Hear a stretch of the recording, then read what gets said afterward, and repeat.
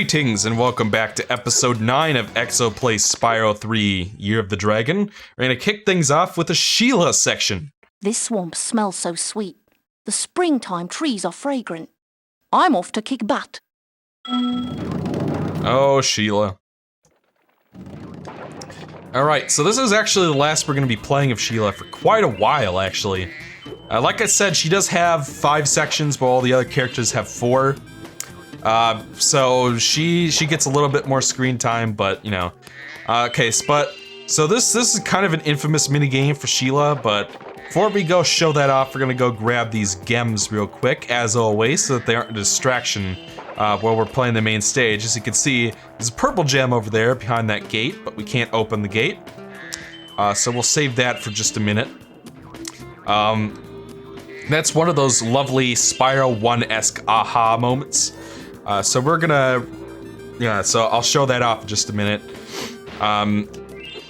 So as always with Sheila, one of my best tips for trying to clean out the level of gems, clean out the gems, is to look up. There are all sorts of cracked walls to look for in this area of the level. And once again, Sheila's double jump comes in useful that way. Let's see, there's this basket right here, we'll grab that. And here's another little alcove off to the side with a couple of these, and another overhead cracked wall that we'll have to go through. And of course, Sparks is helpful as always with grabbing gems so that you don't have to walk individually into every gem, which is something I still love about all 3 of these games. There is a part of me that wishes that the Banjo series had, like an equivalent, so that you did not have to manually walk into every music note and whatnot. Regardless, well, I suppose the music notes are bigger, easier to spot in the gems, but regardless. Alright, so as you can see, there are 2 eggs and cages over here. And that will tie, there's the gate, so we basically went all the way around in this little sub-area real quick. Alright, so as you can see, somewhere around here, there's this wall. Break it open, and then there's that 25 gem, and we have collected all the gems in this area. Boo yeah. So apparently Sheila cannot break open that cage on her own. So yeah. So this minigame coming up is actually very similar to one from Fractured Hills in Spyro 2. You could call this the Alchemist Revisited, if you will. We have the bombs here. We must destroy the egg cage, but we just go boom. Kang. Yes, it's bombing time. Here I come, my little eggs, to free you at last. Alright, but unlike the Alchemist, the camera is much better.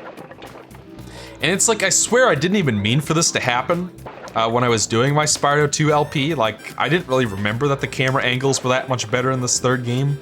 That was not one of the things that, I was thinking about. It was just like, as I was playing Spyro 2 during the practice playthrough, it was just like, wow, the camera really sucks for some of these mini games. And then, just by sheer coincidence, I play Spyro 3 again, and I'm like, oh, that is something that they improved. Okay, just by sheer coincidence. If this game had bad camera angles, I would have criticized it too, so don't you worry, folks. Alright, so there are 2 types of obstacles for Basho here to avoid. There are these rocks that he will run into, and then there are these, mushrooms, and if he hits the mushrooms or the rocks, the bomb will explode. Ow! I went boom again. Big rocks can be kicked, they say. Mushrooms must be stomped. Yes, it's... Okay, so much like with the Alchemist mission, I do have a criticism of the story surrounding this minigame. And by the way, the rocks will eventually drop back down onto the path in the same spot if you wait too long, and obviously the mushrooms will come back up as you saw earlier. So even if you've memorized the path that the fireflies take, you still have to follow them, because if you try to break the rocks in advance, it'll just drop back onto the path eventually, so you gotta be careful with that. I think this minigame is much better than the Alchemist mission. Because first of all, it has 2 rounds, so the first round you can kind of learn what the deal is with the minigame in general, and then in the second round it can be slightly harder. Yeah, I did stomp it a second time, so that helps. And they do a better job, at least in this first round, of marking where the Firefly is going to go so that you can stomp and kick things in time. But what I don't understand, much like with the Alchemist, why it is that they can't bring the bomb to the cage and then light it. Why it is that they feel the need to... Hey, Peggy, are you a big dirt baby? One egg cage remains.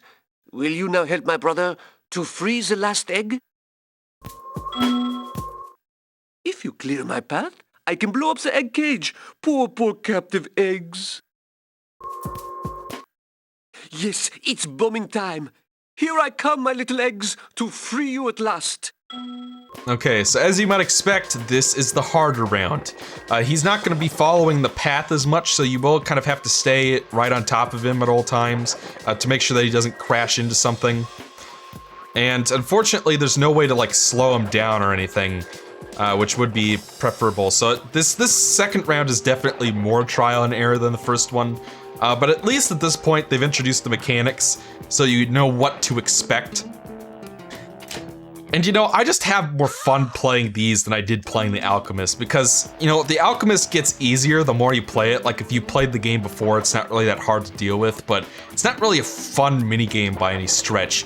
At least with this, we have a better camera angle, we have 2 moves we need to use. We're not just, you know, ramming Earthshapers out of the way just because they're in the way for some reason, you know. And this time we know we have to hit that so we can save the Firefly. Like, you don't really have enough time to stomp the mushrooms, because you never know where the guy's gonna go. This isn't the greatest minigame of all time, and like I said, there's no reason why they shouldn't just wait until they get closer to the cage to light the bomb. Like, why not bring the bomb to the cage and then light it?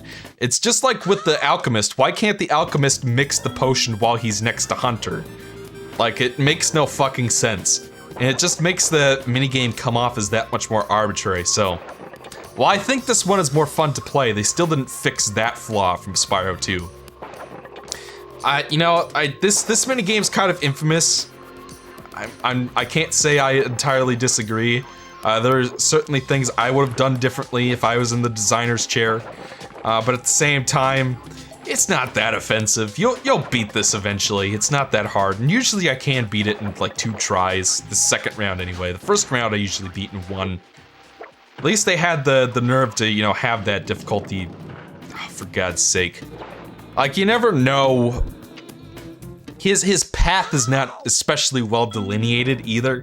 So you just kind of have to wait until he heads toward the mushroom. And, you know, the mushrooms you have to stomp, which takes slightly longer than just kicking a rock, you know.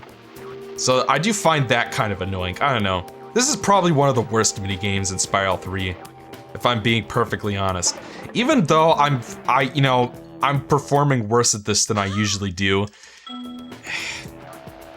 I don't know. I would totally understand if people hated this minigame.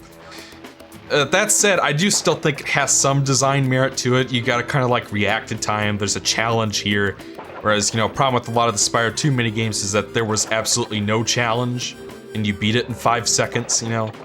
So I will at least give this game that much, that there's some challenge here, but it comes off as kind of arbitrary because you never know where the guy is gonna go.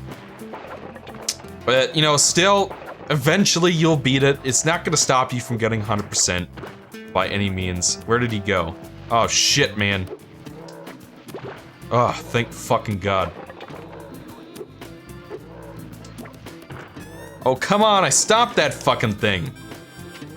Like, I guess the idea is that they don't have very good eyesight, so you're supposed to protect them. That's why they have the big glasses and whatnot.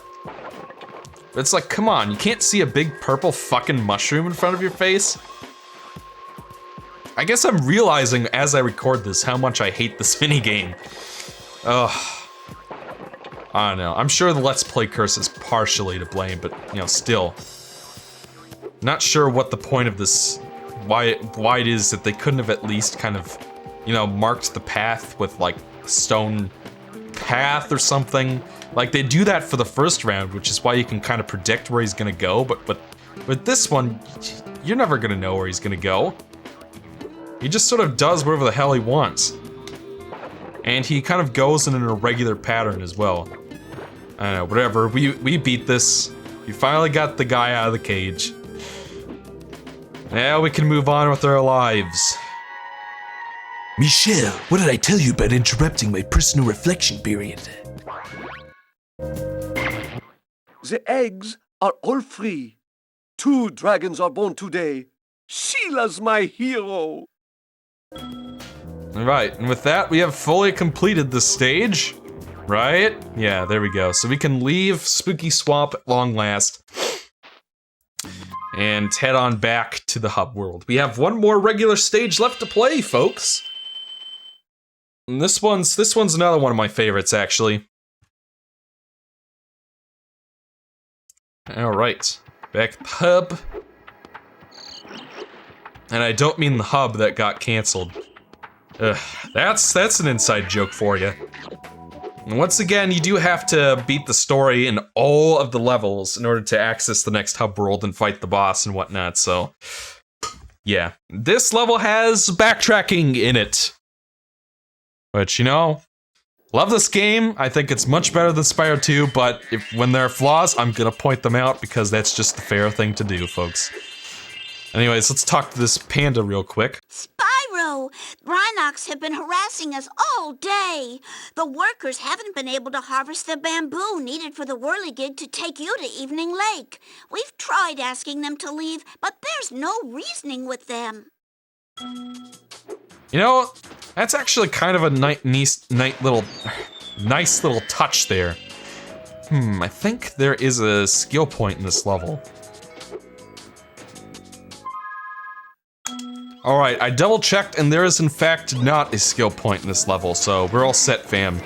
This level reminds me a little bit of Colossus, which I think is actually the level that shares the... No, I'm wrong about that. It was Idle Springs and Fractured Hills that shared the musical track.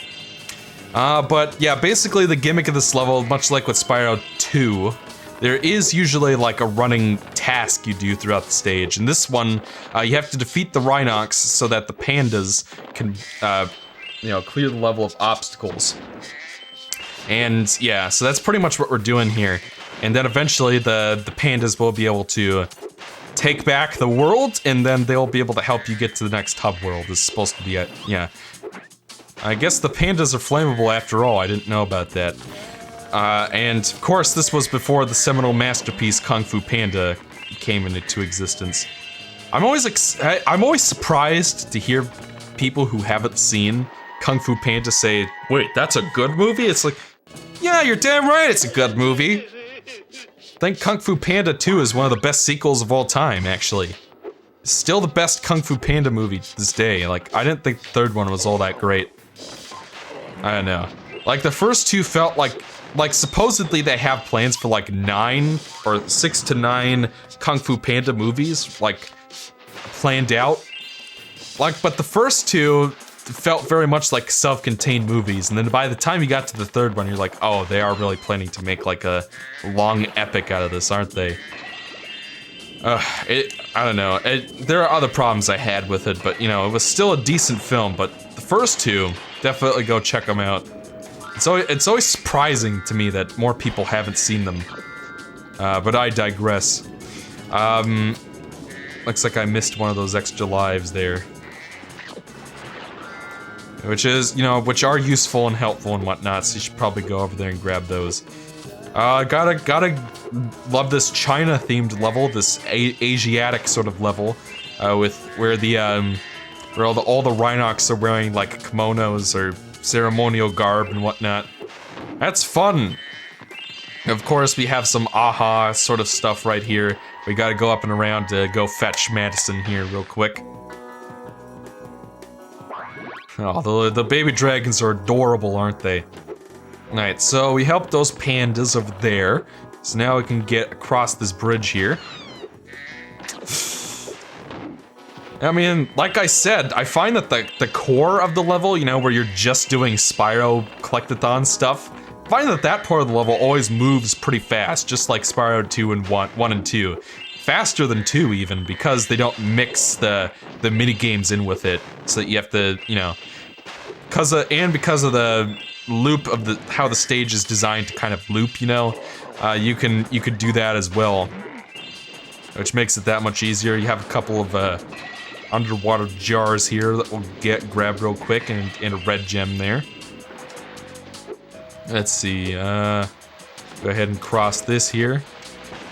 You gotta love how they have the fireworks. That reminds me of Kung Fu Panda 2 as well. And we also have a return of one of my least favorite things in the original Spyro trilogy, that being the mystery jar. The mystery jar isn't terrible or anything, but it is kind of annoying that you have to run all over hell to go just to get a few gems, but regardless. We would be honored if you would accept this as a token of our appreciation. By the way, the pandas are indeed voiced by the sorceress's voice actor, who I think is named Flo something. Not to be confused with Flo from Progressive. The emergency escape bridge. Why didn't I think of it sooner? I shall open it right away. So there's our shortcut back to the beginning of the level, which is very convenient because, as you can see, we have another door here that requires backtracking. To all explorers, there is no Yeti here, and there never was. He was just a myth, as far as you know. The sorceress. Okay, so I'll see if that tip I got from that commenter about being able to glitch into the areas bears any fruit in just a minute here. But first, before we do that, we'll go back over here and grab our mystery jar. Just get that over with so that we don't have to worry about it. As you can see, there's also an egg thief running around now that we've completed the stage. So we'll go get him real quick as well. As always, these guys are fairly simple to take care of. Except when they go in directions you don't expect. I'll get that cricket as well. If we happen to pass the mystery jar, I'll flame it or something. Finding out that you could flame that was like an eye-opener. It's back over there by the river.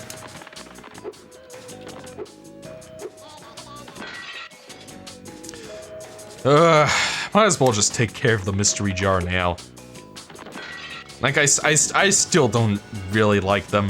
I don't really know what the point was. It's just like another... Much like it was in Zephyr, it's just like another thing to... Just another thing to check off the list when you play the level again. It's not that bad. It's not as bad as Zephyr because this level was so quick.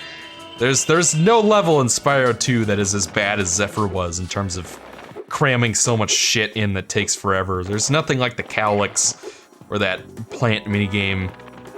Oh, there kind of is like the plant minigame, but it's much better executed. You know, as always, because this is the best game in the trilogy by far, don't you know? Come here, you. As always, if you run ahead of him, he'll turn around and go the other way, so you gotta kind of play your cards right. I would prefer it if they kept this guy to the area next to the exit portal instead. That would have been much better in my opinion. Got him. Or as Jay's reviews would say, got him.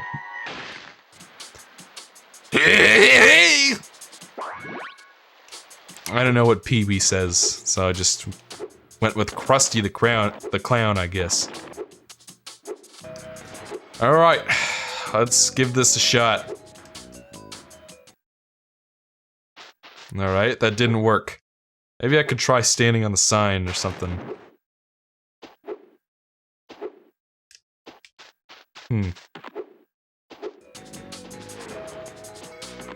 Well, I fell off. We don't have much time left in this part. Actually, we have a few minutes. Jesus. I thought we were almost done, so I was gonna try to see if I could maybe squeeze this one in. I may need to get like above it, like on top of the thing. Oh, I could hear the game trying to load something. By the way, in terms of the Spyro or Sonic Adventure Dreamcast playthrough, you should be glad that I didn't do that live, because the Dreamcast screeches like a fucking banshee when it loads things.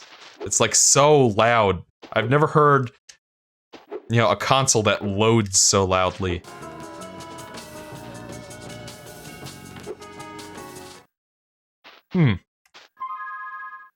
Alright, folks, so I looked it up, and there is a glitch we can try, I guess. Give that a whirl. There's this waterfall here. Supposedly... now we can swim in midair. This is apparently a very well-known glitch in this third game. You can use it to cheese your way into certain sections of the level. Or, I don't know, maybe we could try going around the other edge, and then going into the portal that way. Yeah, there we go. So, apparently that's something you could try if you want. A fine day for a bit of a walk. I was just heading to the top of my favorite hill. So I guess we're gonna be meeting this character just a tad early. We'll finish this section and we'll call it a part. I never knew you could do this, so I guess that's just... I know, I won't be doing this again, because I do want to show off the backtracking the way it's supposed to be, but you could totally do that. Even in the Greatest Hits version, they didn't patch it out. Maybe I'll at least show it off in some of the other ones as well, like how you can do some of these sections early. Normally, you are supposed to save this character from moneybags, as you would with the others. We'll talk about him in more detail later. Hey, I think I saw some Rhinox run up to the top of that hill with an egg.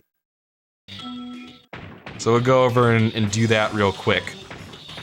Before we move on with the stage. We're gonna be learning much more about this character when we reach the next hub world, but what I will say about this area is that it is one of the best Bentley sections in the game, no question, because I don't know, Bentley's probably the worst character in the game. No, he definitely is. And it's not because his mechanics are bad ideas or anything, or that he controls badly himself. It's that there isn't enough of him in the game. Like, I guess the idea is that he's the powerhouse character, but you know, for some reason, but yeah, Bentley's supposed to be the powerhouse character of the game that you could play as, and I lost my train of thought. He's the powerhouse character. He has this big-ass club that he swings and this stuff. He's not that far removed from Sheila in terms of how he plays. The only thing I don't really like about him is that he's kind of slow, I guess. Or, you know, in terms of his gameplay in a nutshell. But, yeah. And again, this is probably the second best section for him in the game. And we'll talk more about why that is later on, but yeah, it's totally possible to play this early. We will not have to come back for this section later after we have saved Bentley.